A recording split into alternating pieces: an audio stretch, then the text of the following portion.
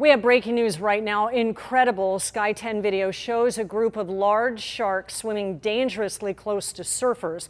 All of this happening off of Torrey Pines. Within the last 30 minutes, we have seen them come within just feet of surfers floating off the coast.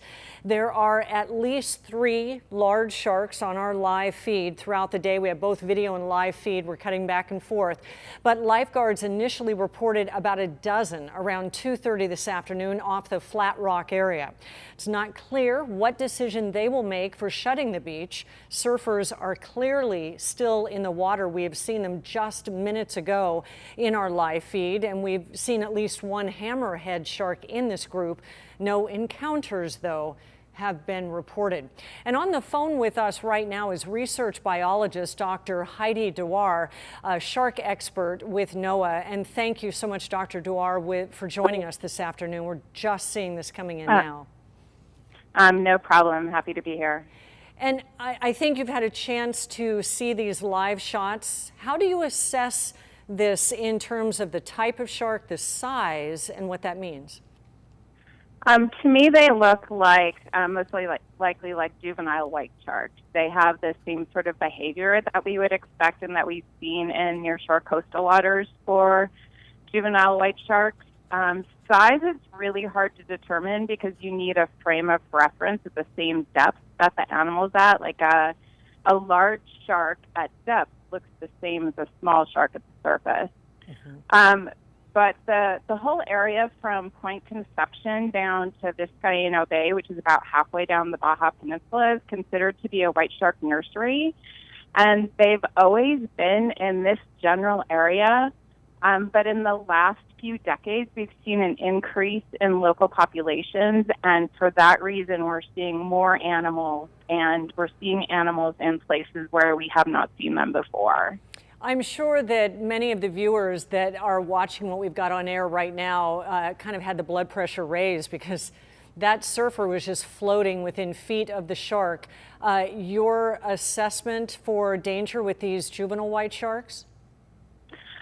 Juvenile white sharks tend to feed on fish and other sharks and even stingrays, which I know are no friend to boogie boarders or surfers. And then when they get to be about 9 feet long or so, their teeth actually change and their diet shifts to primarily marine mammals.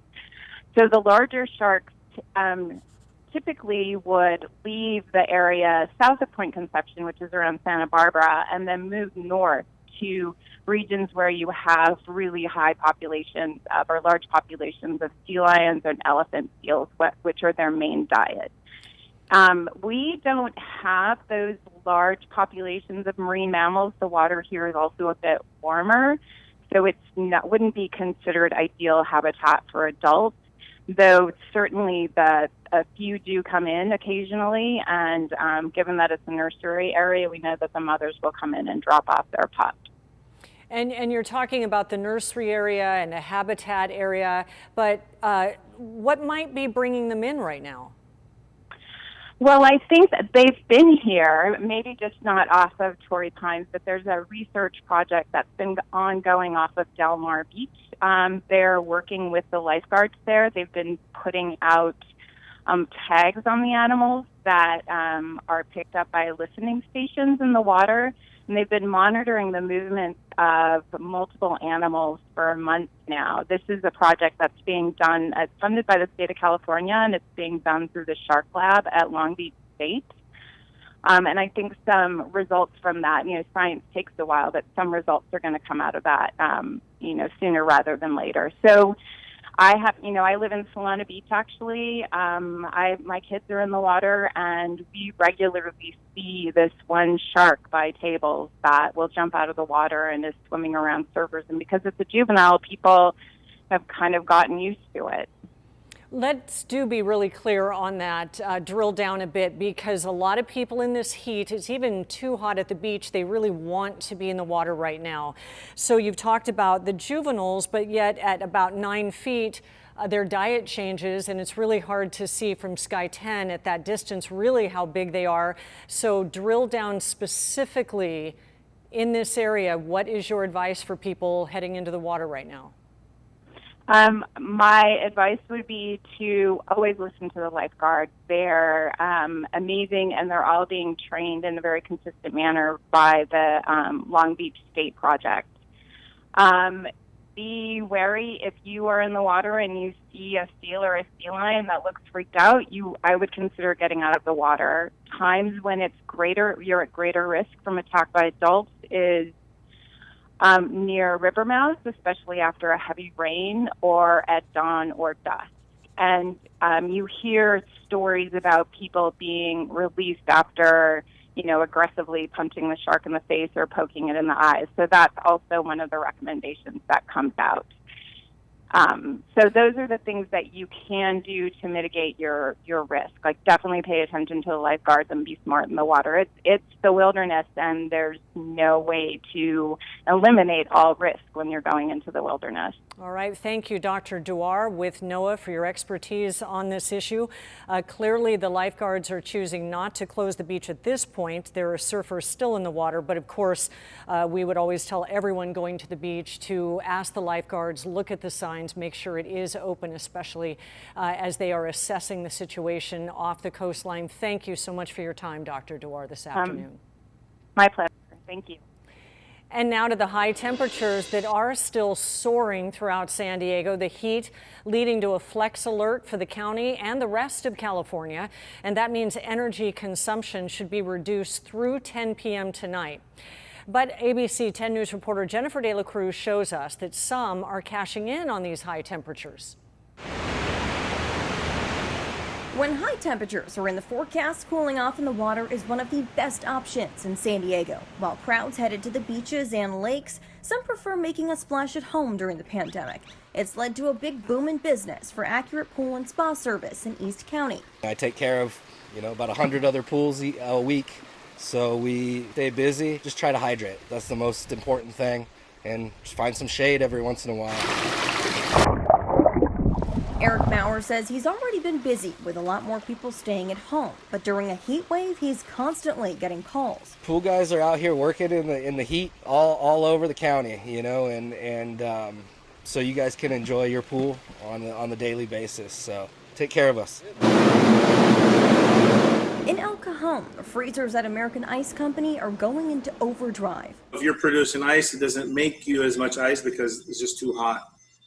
The water's coming into the building. With some restaurant closures and special event cancellations, they're not seeing their usual boost in business. Our numbers are very low compared to what they were last year. But we can't stop. Holidays, emergencies, we got to stay open. We're, essential business. The heat comes as fire danger continues to threaten our landscape. On Wednesday, a brush fire forced evacuations near Camp Pendleton. That fire scorching about 25 acres.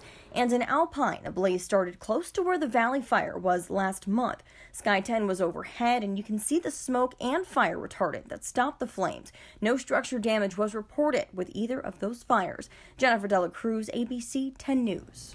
And let's go to meteorologist Angelica Campos. She is tracking these temperatures right now, joining us live from home. Hi, Angelica. Hi, Kim. And early this afternoon, San Diego breaking a record at Chula Vista was tying the record at 90 degrees right around 3 o'clock this afternoon. So let's take a look outside. And PEB, that's where everyone is right now. It seems like it's pretty busy out there, and many people are touching the water or very close to the water. The water temperature around 74, 73 degrees, so pretty mild. Our heat advisory continues for coastal communities until 8 o'clock tonight, and the heat advisory for the East County has been replaced with the excessive heat warning. Instead, it will be extended. It was supposed to end tonight at 8. It'll continue through 8 p.m. Friday. So that means temperatures will continue to range within dangerous conditions. Expecting temperatures in the triple digits for another day tomorrow. Right now, we're at 100 in Escondido, Poway, 96 degrees in Jamul, 97 in Alpine. I'll put together the numbers. I'll compare them to the records, and we'll have much more in your 7-day forecast. And you can track the temperatures anytime by downloading the ABC 10 News mobile app. Today marks 3 years since a gunman opened fire on a concert in Las Vegas, killing 60 people. The governor of Nevada just increased that death toll as survivors look back on the painful journey since then. Our ABC 10 News reporter Leah Pizzetti is joining us now live from downtown with a major win just announced for the victims and their families. Leah. Today is a hard day for any survivor, and as they deal with this anniversary every year, this one is a little bit different. A settlement was just announced yesterday, meaning $800 million will go to the hundreds of victims and their families. I spoke to two of the victims here in San Diego today. Both were shot in that shooting in 2017. Tiffany Weasar was just 18 when she was shot in the elbow, hand, and stomach. She says the settlement brings her hope that other big corporations will step up and get bigger and better security. Chelsea Romo lost her eye when she was shot in the head. She says after 7 surgeries and more reconstruction is still expected, this year has calmed down a little bit, giving her time to finally grieve. I was going through so many surgeries and having so much at the time of the first and second that it kind of kept my mind so busy and so focused on that. And I tried so hard not to feel. But this year I feel it a lot more. Doctors thought Chelsea would be blind forever and lose her speech, but she has defied those odds. As you can see, she is doing well. Now, as we mentioned, the previous number of lives taken on that day was 58. But since 2017, 2 more people have died because of their injuries from that shooting. So just today, Governor Sisolak, the governor of Nevada, announced that those 2 people would be added to the total, bringing the total of lives lost on that day to 60. Now, coming up at 5 o'clock, I sat down with those 2 local survivors of the shooting, and I'll share a little bit more about their healing process. Reporting live, Leah Pizzetti, ABC 10 News. Still such a sad, sad event. Thank you, Leah. We look forward to those other stories later.